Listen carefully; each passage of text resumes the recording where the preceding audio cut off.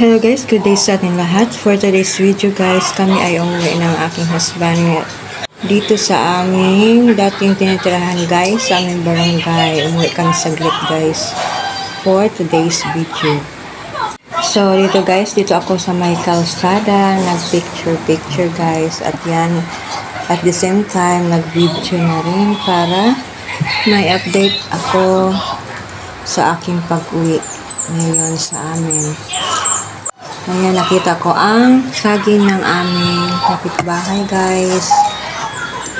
Airnable na saging guys. Ang tamis niyan. Marami ng bunga ang kanilang saging guys. At ito may mangga.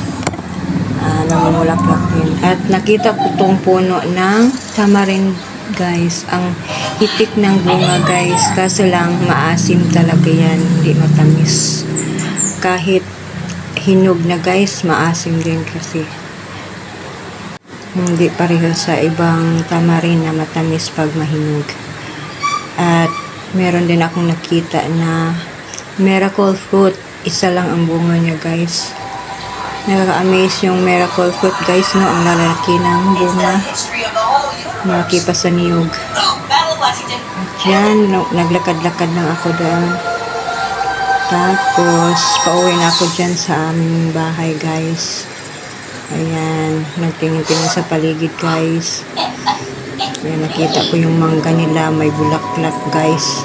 At saka saging, guys.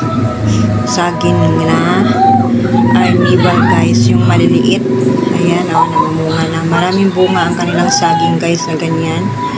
Masarap yan, guys, kasi matamis pag mahinog na.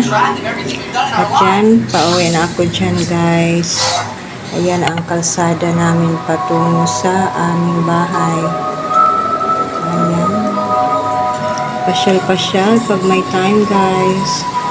Malapit na ako sa bahay ng aking pinsan guys. Hindi nila alam na umuwi ako guys kasi ewan ko kung may tao ba dyan. Pero mukhang nasa loob lang, hindi na lang ako pakita sa kanila.